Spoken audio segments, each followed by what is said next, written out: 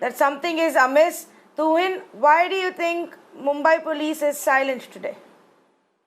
Tanvi, at the outset, let me point out two very eerie or rather glaring coincidences which would probably explain the clumsy investigation as well as the Maharashtra government's reluctance to initiate or ask for a CBI inquiry. Number one, if you recall, immediately or one day after the death of Sushant Singh Rajput, there is this leading PR owner of a leading PR agency, Bollywood PR agency, who comes out to posthumously proclaim herself as the best friend of Sushant Singh Rajput, and her only motive seemed to be to give a clean chit to to Bollywood. Now, to the best of my knowledge, the same PR agency has been handling the best CM campaign for the worst CM of the world. You can check it out yourself. Number two, I'll point out another glaring coincidence over here. Who is the lawyer for Chakraborty? A gentleman called Satish Manishinde, who has also recently been appointed the special public prosecutor in the Palghar case defending the state government. So, with these glaring coincidences, there is a reason why the state government has been so clumsy and so, has been reluctant to go ahead with a CBI inquiry.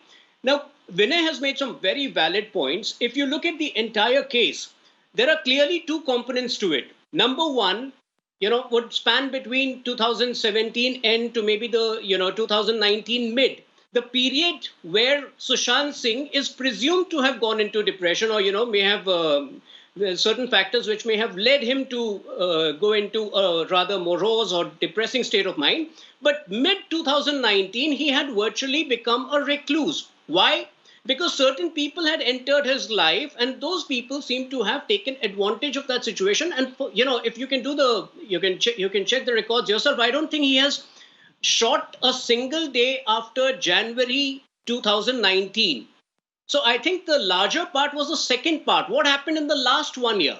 And I think throughout the investigation in the last 47 days, the whole intention of the Mumbai police was to clearly, not get into the last part. Now, I'm asking you a simple question. Till date, do we have absolute clarity on who all were present in his house the previous night?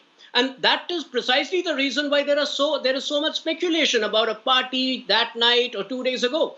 Do we have an hour by hour account of what happened in the 7 days preceding his suicide? What was the reason for that supposed big fight on 8th June? And what happened between 8th and 12th June when his sister was there? So all of these have been very clear, carefully set aside. And the investigation has been a meandering investigation where policemen seem to be, rather hobnobbing with this. I mean, you've investigated Sanjay Leela Bhansali, who says he's met him once in life, and that was 5 years ago. Do you really, by that logic, you should be, investigating his school teachers? I think the investigation was clearly headed in a wrong direction, and that is why without getting into the legality of the FIR filed in Patna, I do feel that was much required. At this point, there is very little option but to transfer the case to the CBI.